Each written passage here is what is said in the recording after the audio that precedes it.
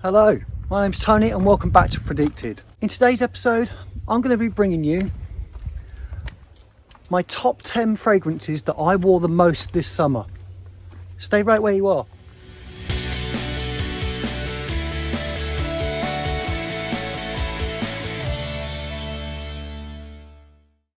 So you'll be wondering why I'm not doing my autumn list right about now as all the autumn videos come out. Here in the UK, we have had a little heat wave. Today is going to be about 28 degrees locally to where I am. Now you'll see from the trees, they are starting to turn. In the woods near where I live, the trees are still a little bit green. So I'm going to leave it another week or so. Then you'll see a couple of autumn lists coming from me soon. So let's get into the list. A couple of honourable mentions to start with. My first honourable mention, it made it quite high up in my previous summer list. And that is Zaharoff Pour Homme from the lovely George Zaharoff. Yeah, I don't need to go into details on that. That's my first honourable mention. My second honourable mention is because I haven't got a full bottle of it, but I did buy a really good sized decant, a 30 ml decant, and it is Acqua di Parma's Colonia Essenza. Class in a bottle, absolutely love it. We'll get a full bottle at some point, but makes my honourable list because of the decanted bottle. Now on to my top 10. These aren't in any particular order.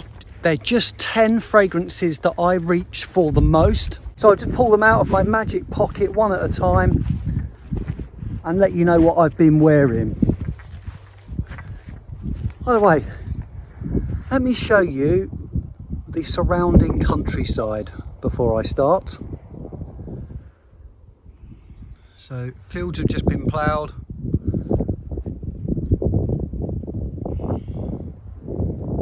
Countryside for miles around. Could literally walk for miles. So I thought, you know what? Let's talk about fragrances on a nice stroll. So let's see what I've got in my pocket first.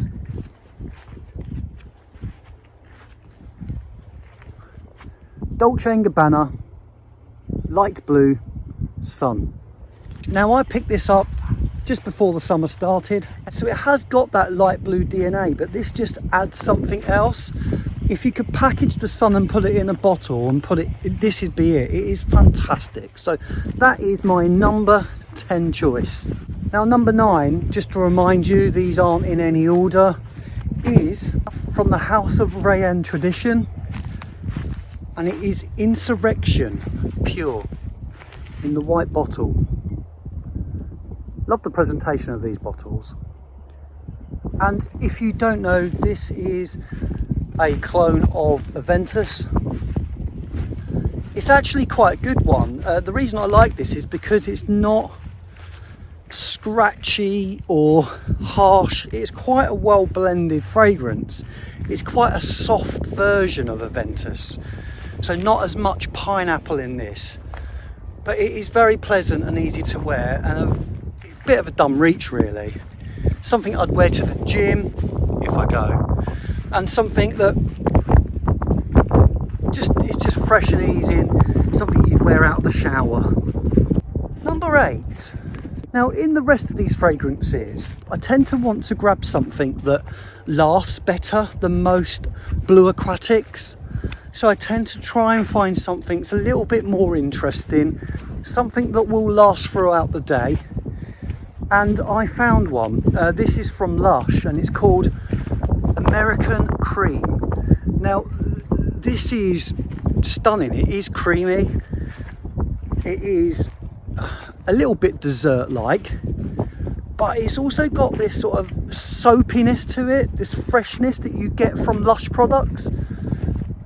It's very addictive. I've been wearing this mostly out of the shower and to bed. It gives me that clean feeling. Usually I'm really dirty. It's, like I said, very soapy, very clean, very easy to wear. And it makes me want to pick up some more from Lush because I'm quite intrigued now.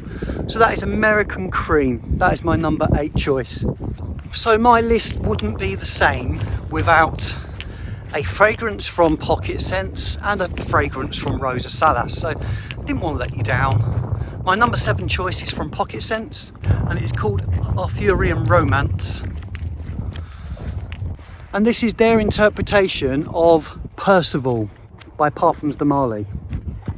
So one of the reasons I enjoy this, I'm a bit of a simpleton. I like ambroxan heavy fragrances, and this has definitely got that in abundance. It's citrus, ambroxan and some woods. But hey, the performance is fantastic. It just smells very masculine and clean. It's signature scent worthy. It's very versatile. So you could wear this actually in any weather, but I think it really shines in summer and gives me that performance I'm craving. So that's my number 7 choice. Now, number 6, I could have put the original. I have the normal EDT and I also have the Parfum version, but I wanted to go with this because this is different but very addictive, and it is called Clayland and it is from Rosa Salas. This is, like I said, a little bit different to the original, but I love the direction it's gone in. Let me just give this a quick spray because it's very addictive.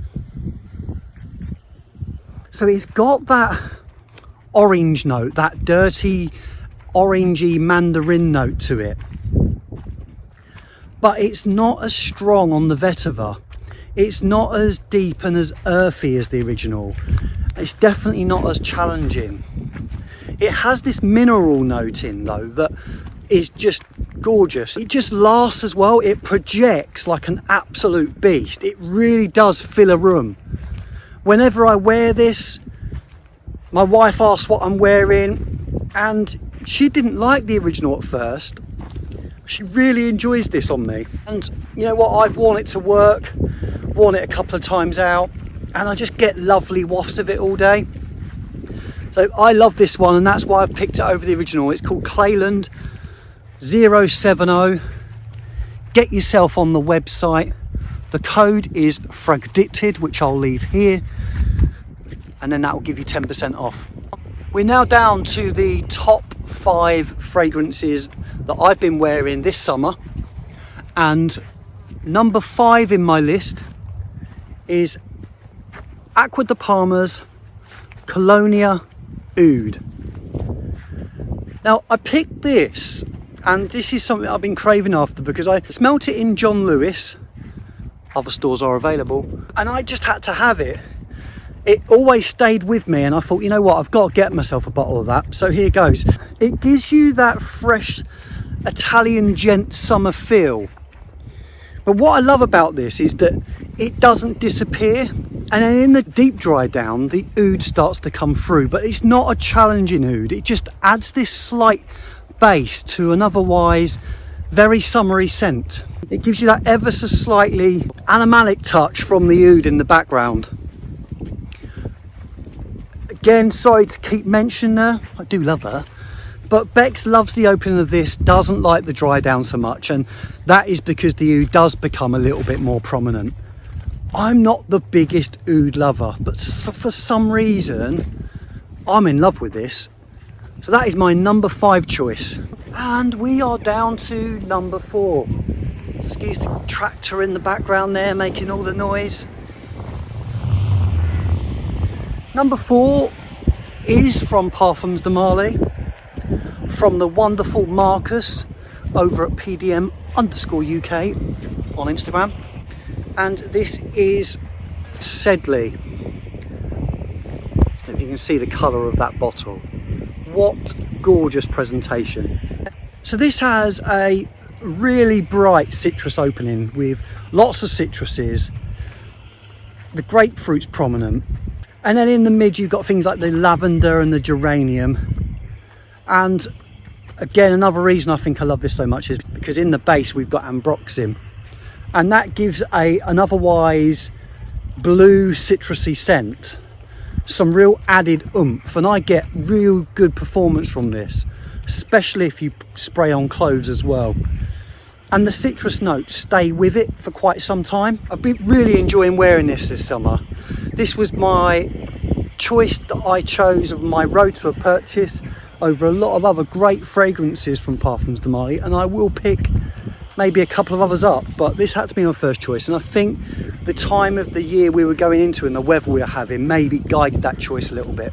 So that is Sedley from Parfums de Marly. So we're down to number 3, and I love this choice. I'm in love with this fragrance. It lasts really well on me. Class in a bottle. Love wearing it with a suit. It's a little bit old school, and that is Eau Sauvage from Christian Dior, and it is the Parfum version. So again, apologies for the noise in the background, more tractors. Love the presentation on this. Love that classic old school feel you get from it. I would say if you're into your fragrances, you're over 30, then you'll probably get away with it. It's not going to suit a teenager going to school or a young man starting his first job. It's not that kind of fragrance. I really enjoy it, and I've been reaching for it a fair bit since being back at work, and that is Eau Sauvage from Christian Dior. So we're down to my final 2 fragrances, and this is something I've been reaching for a fair bit. Me and my wife both fell in love with this brand when we got the Discovery set through. It's well loved in the fragrance community, and I think they're good value for the quality you get. I'll put you out your misery. It is Los Angeles by Gallivant. What a wonderful house. Like I said, we got the whole Discovery set through, and if you buy the Discovery set, you get £25 off your full first bottle. These retail at £65 for a 30ml bottle. But I love these little 30ml bottles because I don't get through all my fragrances. I've got too many, I'm testing all the time. So these are ideal for me.